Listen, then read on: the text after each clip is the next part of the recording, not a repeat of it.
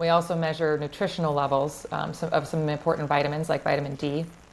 And I also measure inflammation in the blood to make sure that that's not a factor for them, because inflammation to the body is the fire that burns inside you that converts a lot of your fats and sugars into plaque and chronic disease.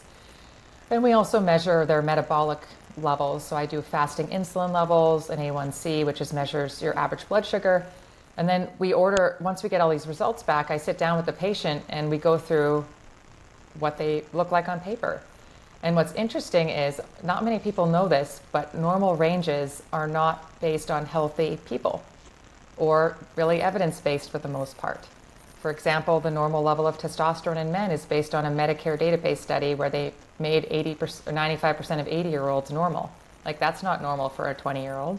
No. So if you don't know that, you could look at a lab work and like, everybody's all in normal range. There's no problem here. But what we do is we try to match the symptoms up to the levels and say, okay, I can't tell you exactly how much of hormone X you have binding your receptor because we can't look that closely yet. But I can tell you your level isn't as good as it should be for your age, and you have so many symptoms. Let's get you up higher and see if your symptoms go away. So this is my question. Do women need all three? So you and I had this discussion weeks ago when we first spoke. But there's estrogen, there's testosterone, and there's progesterone. Yes. And they all do different things. Do we need all three?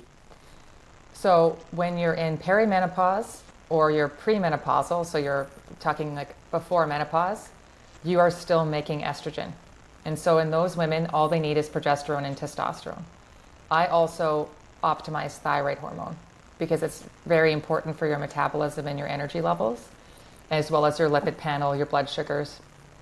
And once you're actually in menopause, then your ovaries are failed. They don't make hormone for you anymore.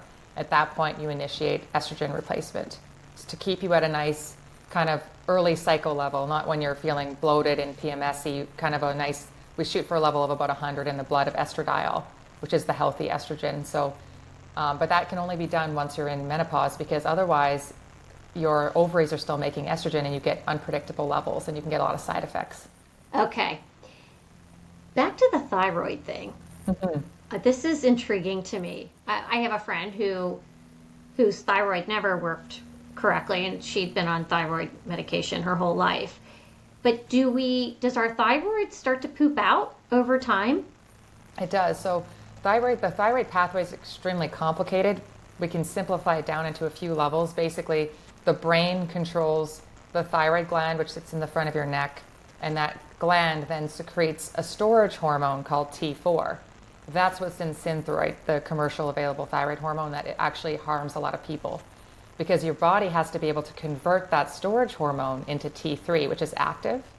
That T3 does all the good things thyroid does, like body temperature, circulation, like getting rid of your Raynaud's, improving your energy levels, improving your metabolism. Unfortunately, as you age, you lose the ability to convert that storage hormone into T3 gradually, and that depends somewhat on your genetics, how heavy you are, what endocrine disrupting chemicals are in your body, what other drugs you take, like pharmaceuticals for, let's say, depression, anxiety, statins. But long story short, every year you get older, you start making less and less of that storage hormone into active version, and then that contributes to basically muscle weakness, weight gain, belly fat specifically, and fatigue as you get older. Okay, my mind's a little blown, and let me tell you why. Because I'm sure I'm getting, that's part of my blood panel, I'm assuming, when I go get blood work done. Good question. So normally they'll only measure the TSH. And the TSH is just a measure of how hard your brain is telling your thyroid to work. It doesn't tell you what the actual levels of hormone you're able to produce are. And most insurance companies won't pay for the T4 or the T3 level. And they'll only do that if your TSH is either really, really high or really, really low, like 0, and then it'll reflex and let you measure it.